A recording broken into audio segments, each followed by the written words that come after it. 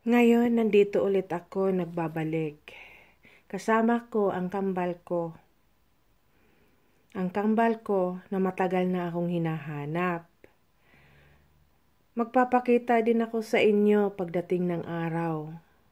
Ngayon, ang kwento na to, yung Mama Cell Kitchen and Mama Cell's Life ay demonyo at baliw. Lahat ng mga nakakasama niya, binibigyan niya ng sakit, binibigyan niya ng kung anong insekto sa katawan. Kaya kung hindi kayo naniniwala sa sinasabi ko, problema nyo na yon kung paano kayo gagaling. Ngayon, hindi nyo pa yan nararamdaman. Pero yung iba dyan, nakakaramdam na ng mga sakit sa batok, sakit sa ulo, pambibigat ng binte, kasi may mga insekto na sa katawan nyo. Mas lalo na kayo nung nakasama nyo si Mama Cell na yan. Sos, kung di ko pa nalaman, hindi ko sana na-delete yung YouTube ko. Nung na-delete ko na yung YouTube ko, doon ko na nalaman ang lahat-lahat. At doon na rin ako nahanap ng kambal ko. Kasi yung YouTube na yan, nakaharang pala sa kambal ko. So ngayon, nagbabalik na ako. Masaya na, may asawa na.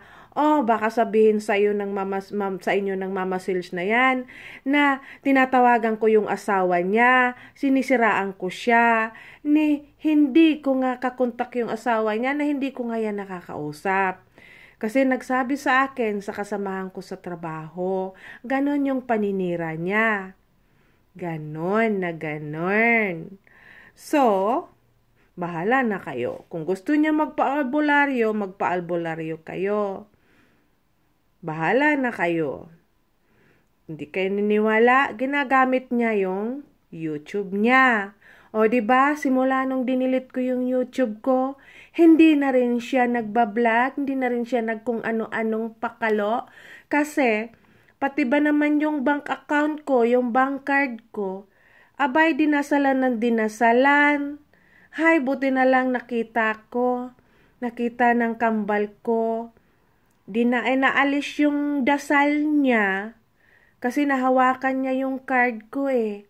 Oh, sino na? Sino pa dyan? Sila Estela. Sino pa yung asawa niya? Na sinasabi ng kambal ko na inaway daw siya. Ay sus Maria Jose, Panginoon ko, patawarin ka ng Diyos. May sungay ka daw, pinanganak ka daw ng sungay. E di putulin yung sungay mo. Ako, kambal ko pa yung pinagsabihan mo. Hay, nako. Teka, sabihin nyo, baliw ako. Oh, bahala kayo sa buhay nyo. Kung ano-anong pinaggagawa nyo. Sos, yung mga kasama niya palaging nagla-live, yan, may mga insekto din. Sila senior na nakitulog sa akin, pati asawa niya.